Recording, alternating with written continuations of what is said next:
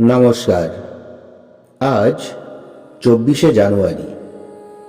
আজকের দিনে আমাদের প্রধান চিন্তা হোক,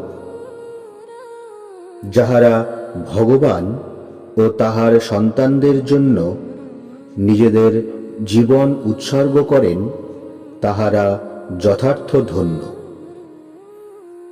আজকের দিনে আমাদের উপদেশ: আমাদের কাজে সার্থকতা আসে তখনই যখন আমরা স্বার্থকে পিছনে সরাইয়া দেই। আমাদের যে ভালোবাসিবার ক্ষমতা নাই সে কিন্তু সত্য নয়। সত্য এই যে আমরা ভালোবাসার প্রয়োগ জানি না। কিভাবে ভালোবাসা প্রকাশ করিব তাহার যেন পথ খুঁজিয়া পাই না। যতই আমাদের হৃদয় অটল প্রেম প্রতিষ্ঠা লাভ করিবে, ততই আমাদের জীবনে কল্যাণ কর্মের পথ প্রশস্ত হইবে।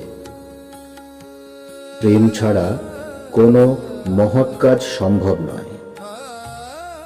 স্বার্থের বন্ধন হইতে নিজেদের মনকে বিচ্ছিন্ন করিতেই হইবে এবং তারপর আমরা আত্মভোলা ও প্রেমে বিগলিত হইয়া সেবায়, চিন্তায় ও কাজে নিজেদের নিয়োজিত করিব।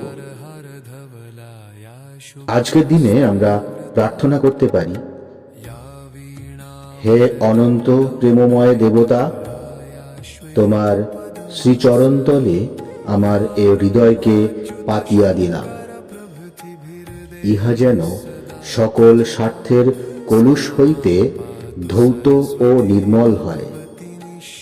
এ হৃদয় যেন ঘৃণাহীন শুদ্ধ ভালোবাসা প্রকাশ করে এবং তোমার ও তোমার সন্তানগণের ঐকান্তিক সেবায় পূর্ণ আনন্দ খুঁজিয়া পায়। প্রণাম। জয়তু শ্রী রামকৃষ্ণ।